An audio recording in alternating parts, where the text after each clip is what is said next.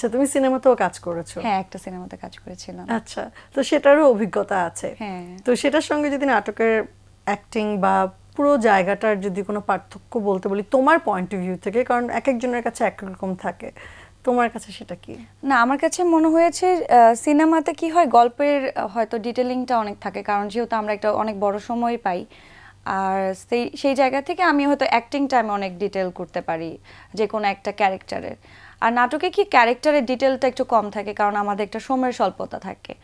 কিন্তু অ্যাক্টিং তো অ্যাক্টিংই, আমার কাছে মনে হয়েছে সেটা যে কোনো মাধ্যমেই করি না কেন সেটা আমার জন্য বেস্ট করাটাই আমার কাছে মনে হয়। আর আমার মনে হয় যে আমি আমার জায়গা থেকে বেস্ট করব, সেটা যেখানেই হোক না কেন। আচ্ছা, পায়েল কোন চরিত্রটা সবচেয়ে বেস্ট করতে পারে বলে তোমার মনে হয়?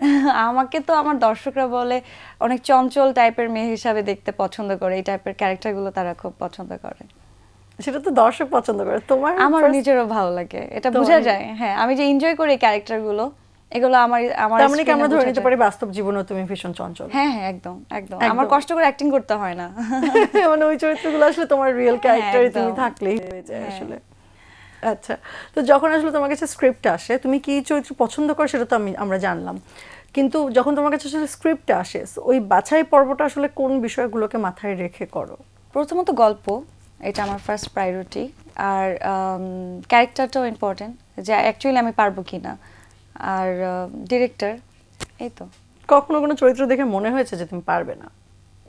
হয়েছে, কিন্তু একদম শুরুর দিকে একটা ক্যারেক্টার করেছিলাম, আইসিইউ নাটকটার নাম। ওখানে আগুনে আমার চেহারাটা পুড়ে গেছিলো আর কি। সো তখন মনে হলো যে আগুনে পুড়ে যাওয়ার পর মেয়েটার যে স্ট্রাগলটা আমি অ্যাকচুয়ালি ফিল করতে পারবো কিনা, কিংবা ওইটা কি আসলে ফুটে উঠবে কিনা। সো ওইটা নিয়ে আমি খুব, তখন আমার ক্যারিয়ার একদম শুরুর দিকে নাটকটা, সো আমি ওইটা নিয়ে অনেক টেনশনে ছিলাম। বাট হ্যাঁ, আলহামদুলিল্লাহ ভালোই রেসপন্স পেয়েছে এবং সবাই বলেছে যে না, ভালো হয়েছে। আচ্ছা, তো ওইটার সময় নিজেকে প্রিপেয়ার করেছিলে কিভাবে? কারণ যেহেতু ওই চরিত্রটা তোমার ব্যক্তিগত চরিত্রের সাথে কোনো মিল নেই। আমি ফিল করেছি আপু, আমি চেষ্টা করেছি যে যদি এরকম হয়, যদি আমার সাথেই হয় এরকম যে আমার চেহারাটা পুড়ে গেছে, সো তখন আমি কি করব, মানে আমার তখন কেমন ফিলিংস হতে পারে। সো ওই জায়গাটা আমি যখন, আমার একটা শর্ট ছিল যে আমি মিররে আমার ফেসটা আমি দেখছি, সো আমি তখন নিজেই ইমাজিন করতেছিলাম যে আমার সাথে যদি এরকম, আমার চেহারাটা যদি এরকম হয় তখন আমাকে কেমন লাগবে। সো ওইটা আর কি, ওভাবে করেই চিন্তা করি।